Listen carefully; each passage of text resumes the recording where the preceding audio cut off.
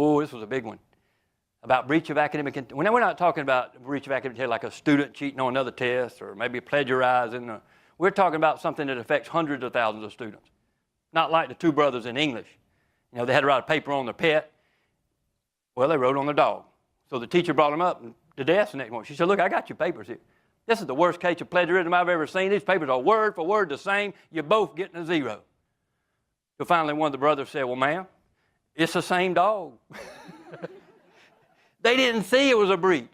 And a lot of times we're so in-depth in what we're doing, we can't back away and see that this is a breach. Is it a breach if we know a problem exists that's impeding student learning and we just refuse to do anything about it?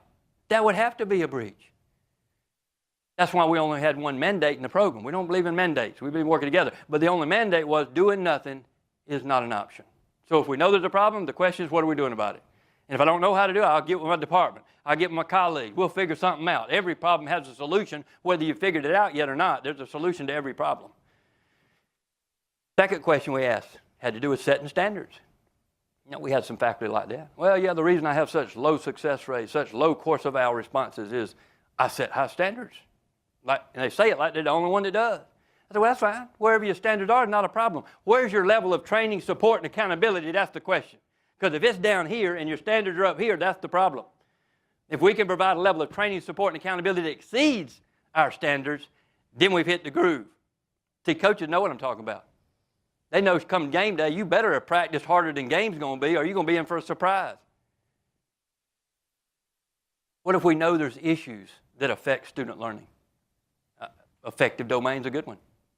Does how a student feels about the environment, does that affect their learning? Oh, absolutely.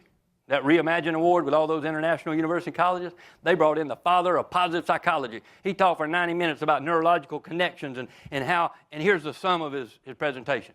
When people feel better about themselves, they perform better.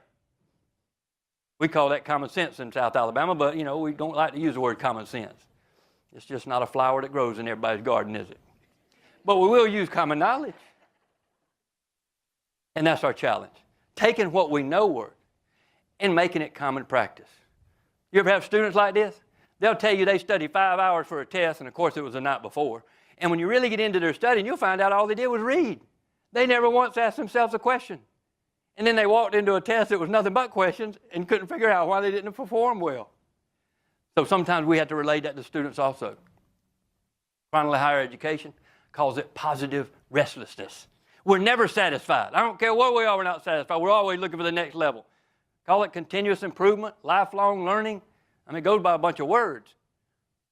But wouldn't we agree that if the word professional is put in front of our name, we have to conform to that. Continuous improvement, constant learning.